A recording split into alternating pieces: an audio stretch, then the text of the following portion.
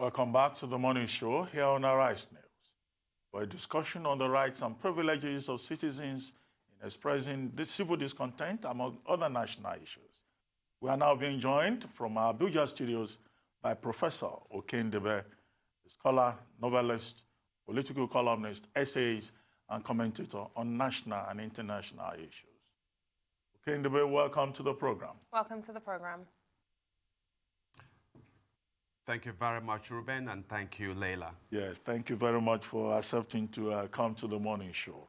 Well, let's start with a recent incident in the United States. The Federal Bureau of Investigation arresting or indicting up to about 77 Nigerians said to be involved in all kinds of online fraud to the tune of about $47.6 million.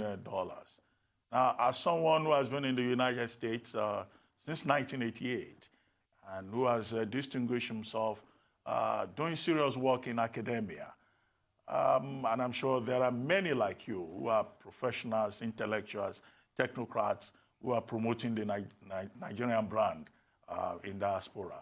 How do you feel when you hear this kind of embarrassing report? And why do we have so many Nigerians abroad engaging in fraud? Because today is the United States, tomorrow it's Ethiopia, or it is Singapore. What do you think is responsible for this? And how can we address that challenge to protect the image of persons like you who are doing something positive? Well, I think that, first of all, one is appalled to find that so many Nigerians that in the public view in America, in South Africa, in Malaysia, and elsewhere in the world, that Nigerians have become synonymous with criminality. And yet we know that this is a very incomplete and, in fact, a very false picture of the generality of Nigerians around the world, because there are Nigerians who are thriving and excelling indeed in every area of human endeavor, in medicine, in academia, in the sciences, and so on. But I think that paradoxically that the great presence of Nigerians in the crime sector is in a way a tribute to the genius of the Nigerian, that we excel at everything we do. And so we are inventive when it comes to crime, just the same way that we're inventive when we put our attention to more honest and honorable ways of contributing to society. Thank you very much, Professor, for that take. But in light of all of this, one of the greatest concerns I'd like us to look at is politics versus governance, because it seems as though the constant mix-up between these two notions is also what is getting a lot of Nigerians aggrieved. If governance is the security and welfare of the people, then what can we say about the governance that people in the diaspora, Nigerians in the diaspora, have been receiving from this government and past administrations too? What is your take on it in light of that? Do they then have a right to be aggrieved? And then what is the role of our ambassadors in then giving them some sort of pacifying mentality that can give them peace of mind and stop these problems? And embassies too. Well, again, I think that the roots of this prevalence of Nigerians in criminal behavior is actually a reflection of the kind of culture that we have created in our country. I have argued numerous times that the Nigerian space lends itself, if you like, fertilizes corruption and other kinds of crimes. And so when you have a country where people achieve inexplicable wealth just from being local government councillors even, forget about being governors. I mean, governors fashionably become billionaires and so on.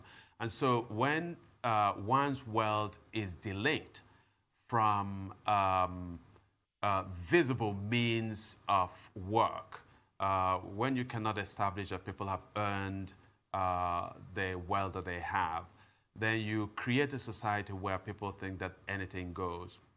And so I think that in order to solve this global scourge of Nigerians' involvement in crime in the United States, in Britain, other parts of Europe, Asia even, that we have to have nothing short of a cultural and moral revolution.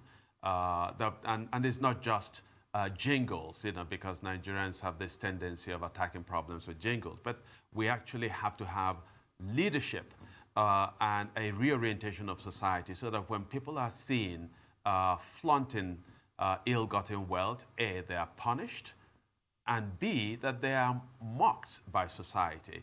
And these are some of the ways in which we can begin to address these questions. And the embassies, the ambassadors and so on that we send abroad, often when you visit a Nigerian embassy, just the kind of ineptitude that you encounter in those embassies don't leave you much room for hope.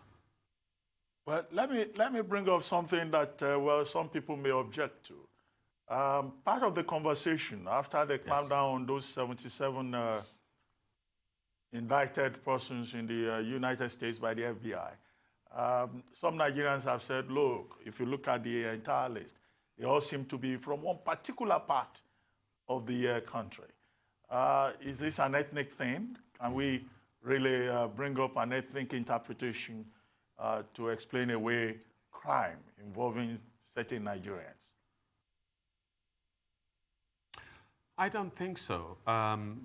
Yes, of course, there is a sense amongst Nigerians of baiting the ethnic other. So I was ashamed as an Igbo that most of those on that list happen to be Igbo.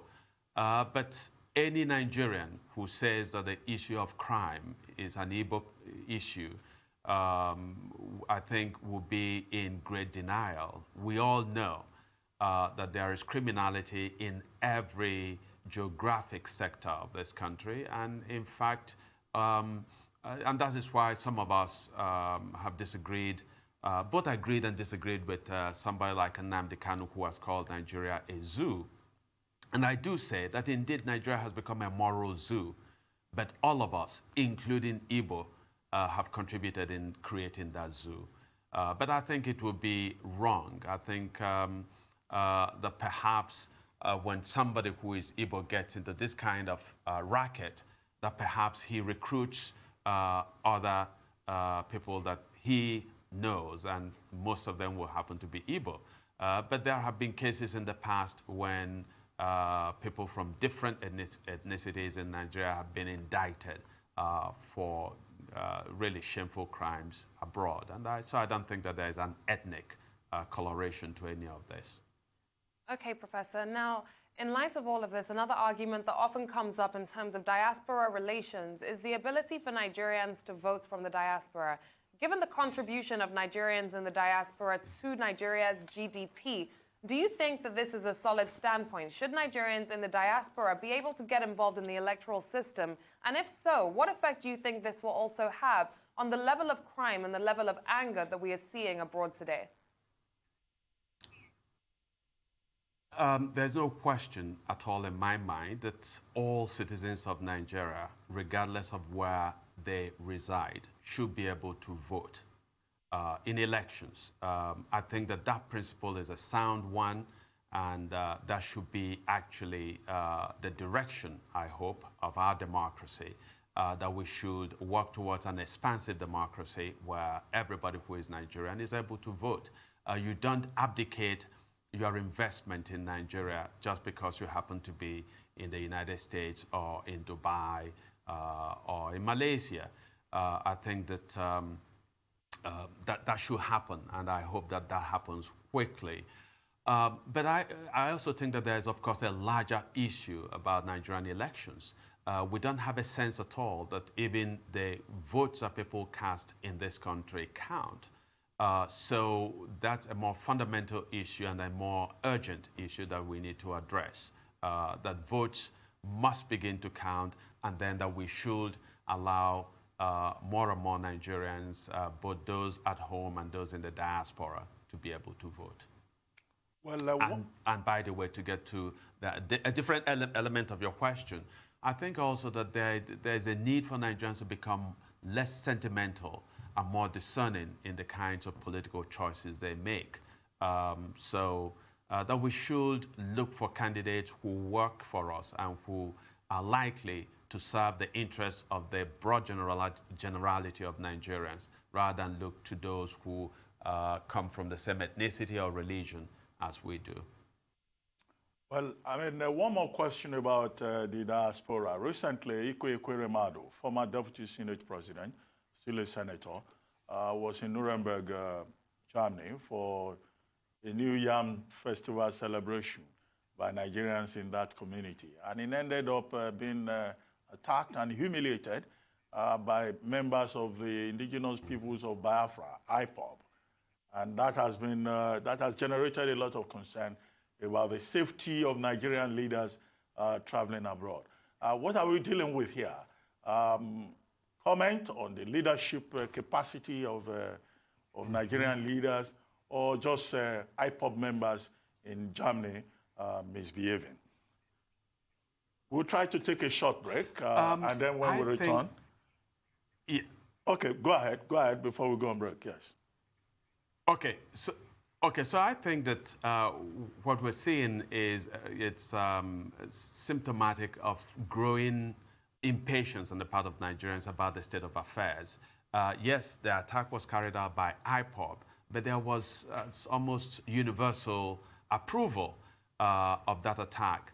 I personally was ashamed that our people would engage in that sort of attack on a public official. I believe in asking them tough questions. I believe in confronting them, but I don't believe at all in physical assaults of any sort. Well, Professor Ndibe, we'll take a short break now, and then when we return, we'll continue with the conversation. Welcome back to the morning show here on Arise News. Still with us in our Abuja studios is Professor Okey Ndibe, and we're speaking about a number of topical issues, especially with regards to diaspora relations. Thank you very much for staying with us, Professor. Now, I'd like to move us on to your 2019 book that came out just about a week ago, where you had a dialogue. The book is called The Man Lives, a dialogue with Wale Soyinka, Professor Wale Soyinka, and you spoke about a number of topical issues in this book, and we would just like you to speak on this book for a bit and tell us a bit more about what led you into conversation about these issues at hand. Well, if I may add to that, okay, the book is titled The Man Lives.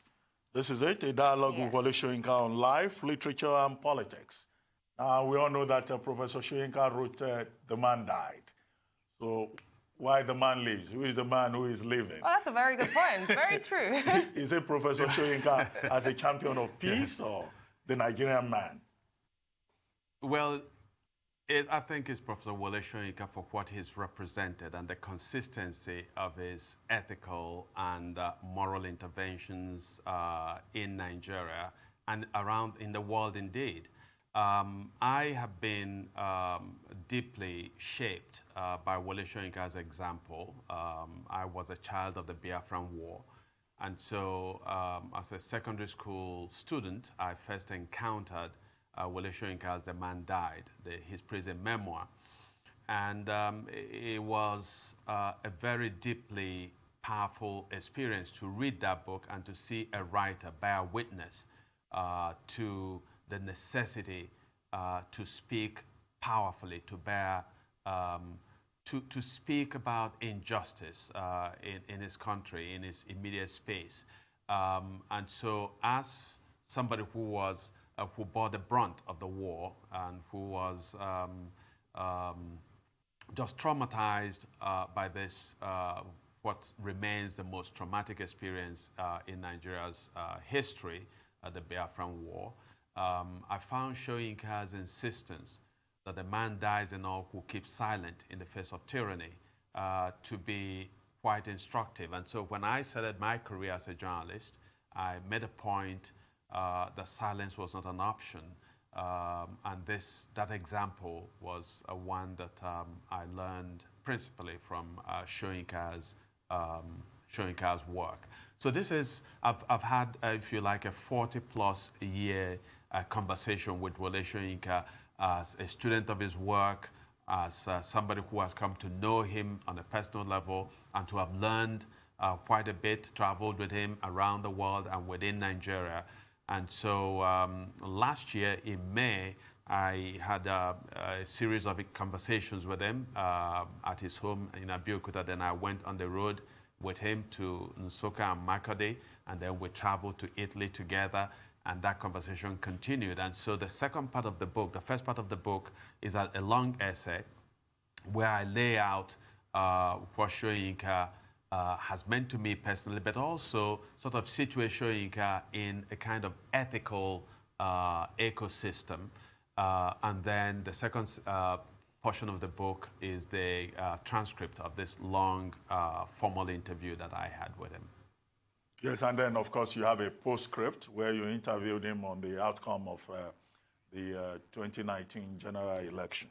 Now, there's something I saw in this book on page 131, and if I may just read it out.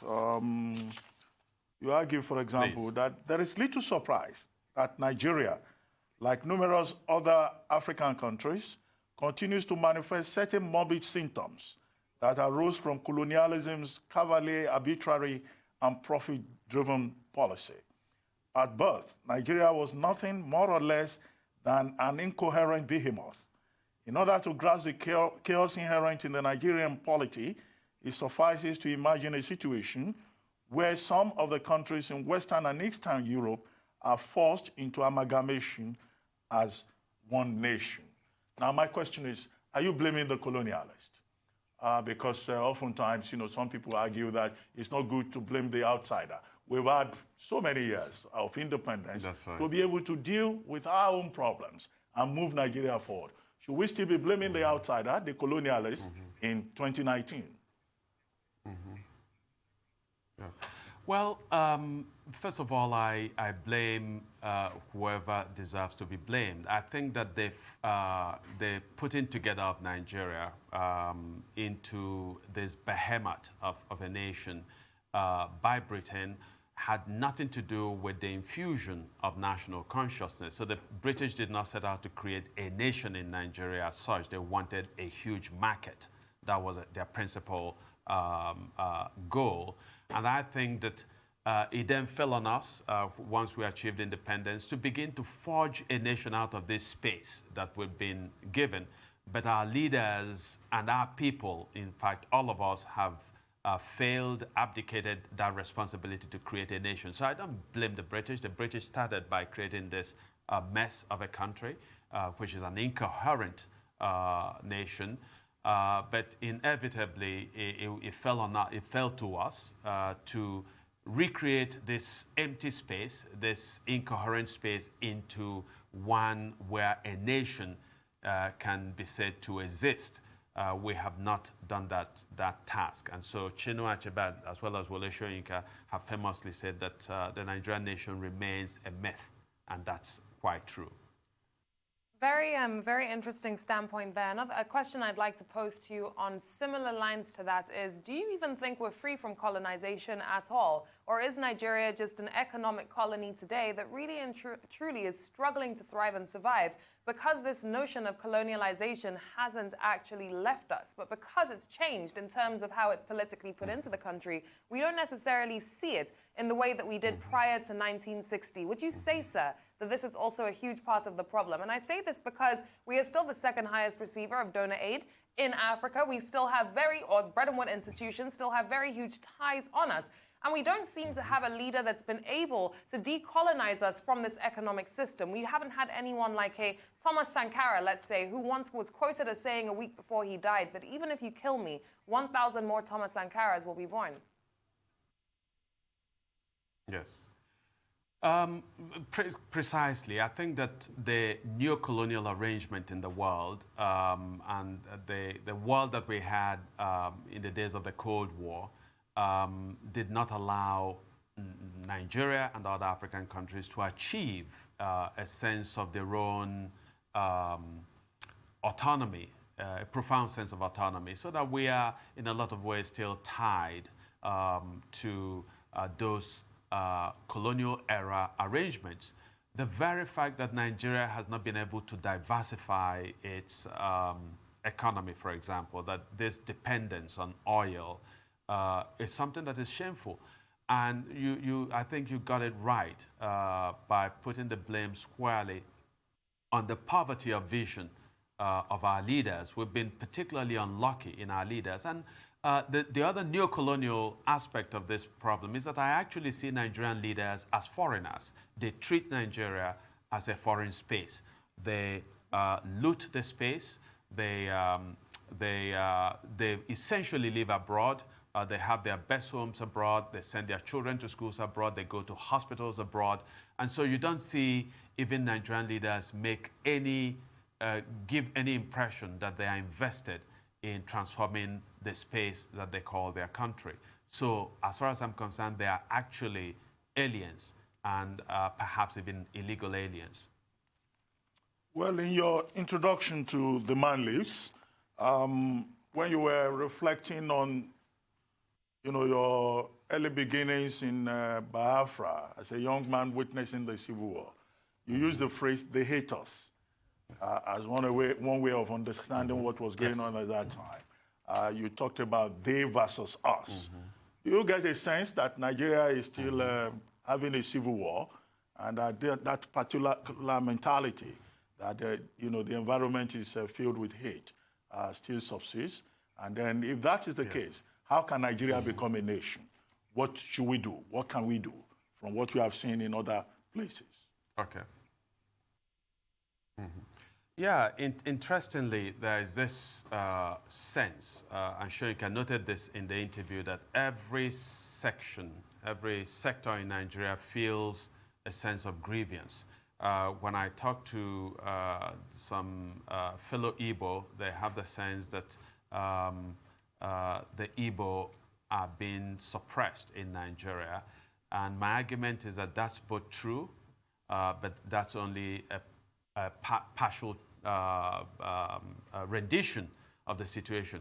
I think that the vast majority of Nigerians, if we're 180 million, perhaps 179.5 million Nigerians are marginalized by the corrupt political leadership that we've had in this country over the decades that we've been independent. And so, Professor Ndibe, we need to take another short commercial break. Professor Ndibe, we need to take another short commercial break, and then when we return, you can continue with this line of thought. We'll be right back. Welcome back to the morning show here on the Arise News channel. Still with us in our Abuja studio is Professor Okey Ndibe, novelist, scholar, author, political essayist, and commentator on national and international issues. Professor Ndibe, before we went on break, you were talking about how the average Nigerian feels alienated, marginalized.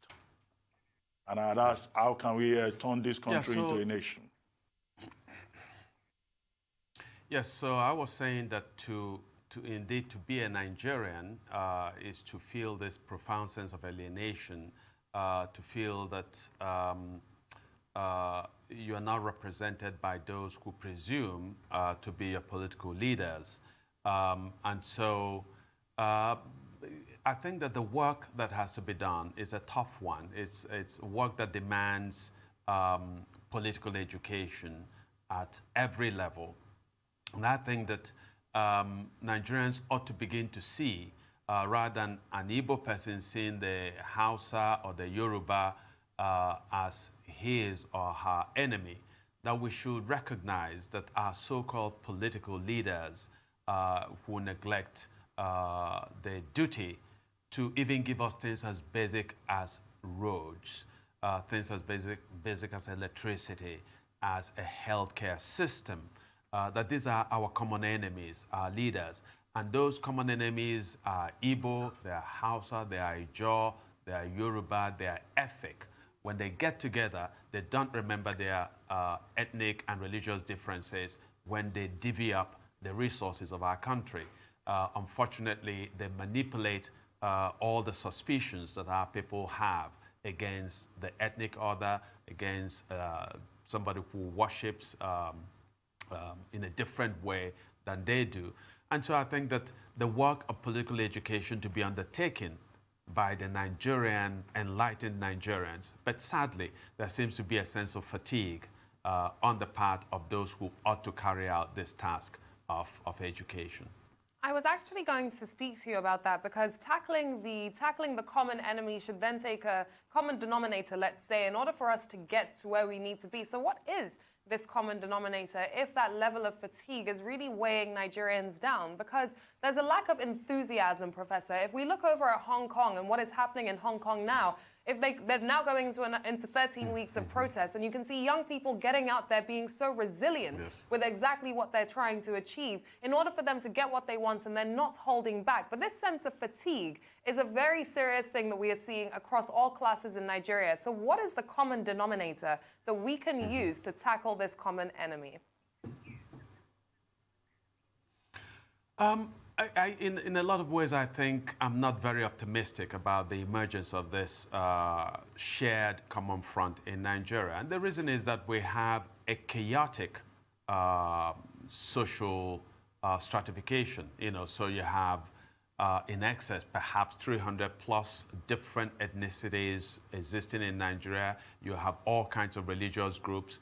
And so sadly, all it takes for somebody who is doing ill by Nigerians is to invoke ethnicity, and suddenly the same people that he oppresses will stand behind him and feel this is our man, or to invoke religion.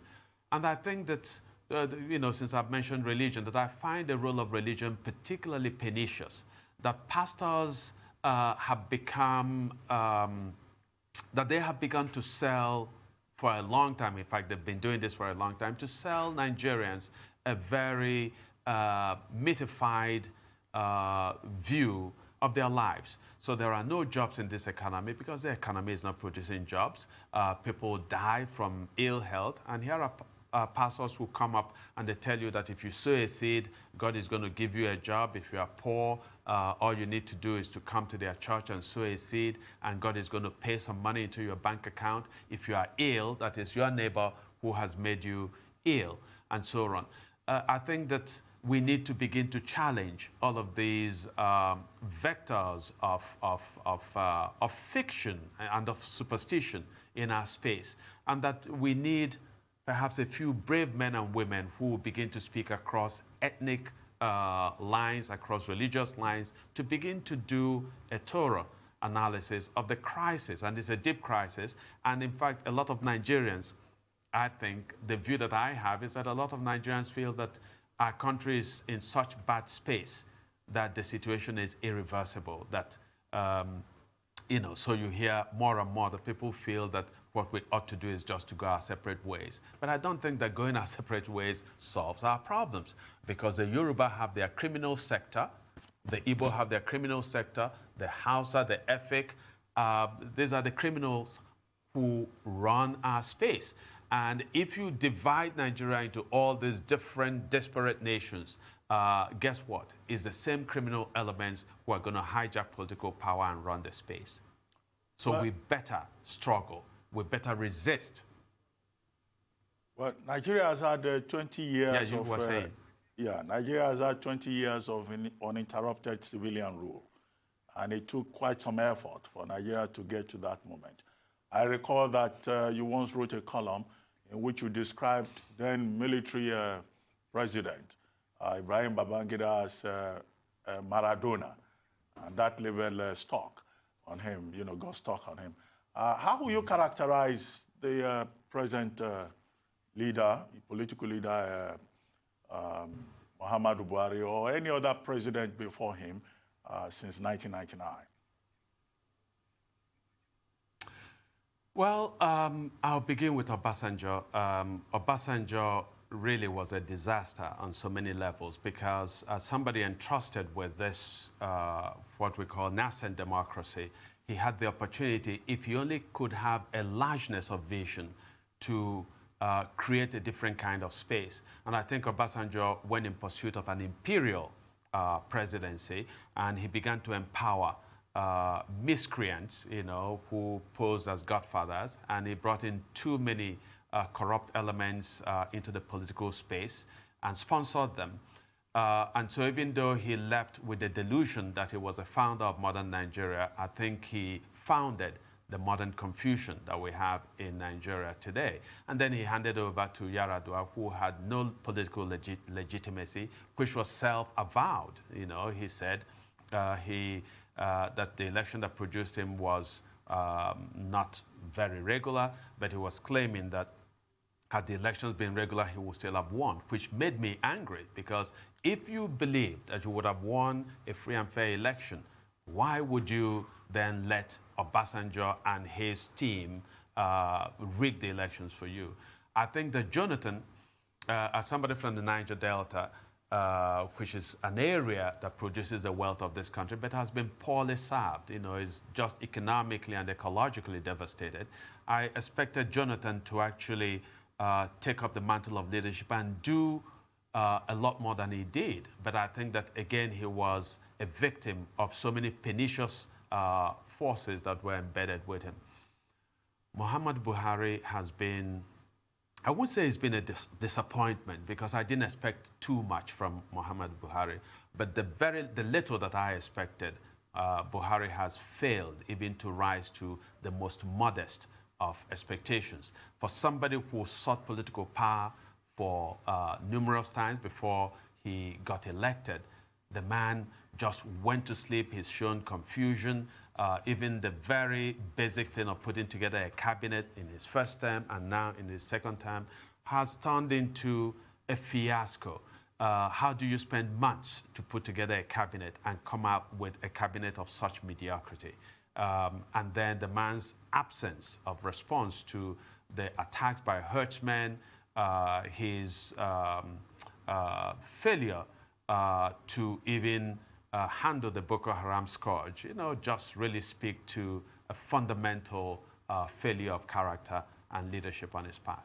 And what's interesting to see is if we look at the repercussions and ripple effects of this cabinet. Last week on the show, we were speaking about this quite extensively, getting the viewpoints of many different people on what they thought.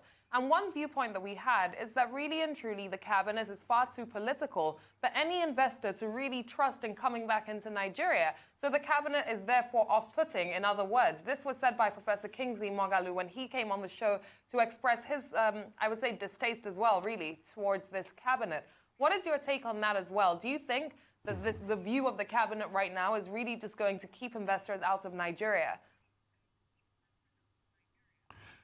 Clearly, it's a mediocre cabinet on every score. When Buhari took so long to put together his cabinet the first time, his fans excused it by saying that he was going to put together a cabinet of technocrats. That didn't happen.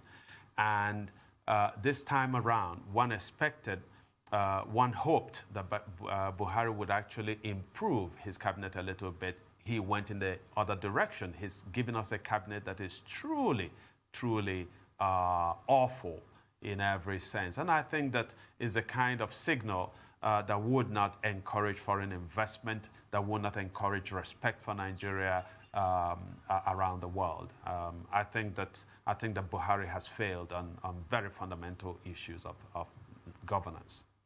Well, there's been so much talk about the social media in Nigeria, whether it's a positive tool or a threat to national security and development. And only recently, the federal government of Nigeria was talking about going to play in that space and get license for its own online media.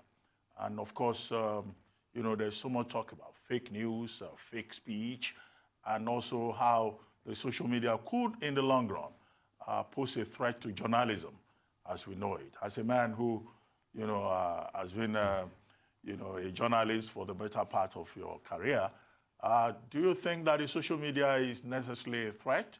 And if it is not, are there things that can be done to manage it better?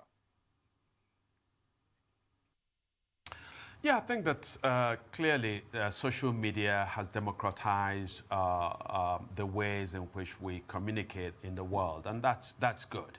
I think that is giving people who hitherto did not have a voice. But of course, one is also deeply worried and troubled about some of the trends that we see in social media, the falsehood that are spread. fake news. About a couple of months ago, people began to call me to express some admiration, some dismay about an article that I supposedly wrote. I didn't write such an article. Somebody wrote a piece and put my name to it. And it'd been widely shared. And this was something that, in a sense, projected a very ignorant view of political reality in Nigeria, and especially in the southeastern part of the country. And so these abuses, I wish that we had ways of curtailing them so that all kinds of falsehood, and some of them can be very, very dangerous. You know, I mean, you find, I would say that there's corruption, deep corruption in Nigeria, but often you find people just post something and they say so-and-so got billions of naira, even dollars, to do something, and people believe it. I was just visiting a relative in Lagos 3 days ago, and he was saying all kinds of things that he read from social media that were clearly false, but he thought they were true because, you know, he's encountered these things on social media. So I think that we need to focus on that monstrous development and nip it in the bud. Absolutely. I'm going to bring this back home to diaspora relations just before we wrap up in the next 30 seconds. Diaspora relations out of Africa is one thing, sir, but diaspora relations within Africa is another topical issue. We're having several issues in South Africa and also in Ghana as well. And things have been really, really hard in terms of the way we are being perceived on our own continent as well. How do we start to change this? Well, unfortunately, Leila, Professor Ndibe may not be able to take that question because we seem not to have more time. That's right. It's such a broad question. Yes. Yeah. Well, thank you very much, Okey Ndibe, and congratulations on the publication of The Man Lives.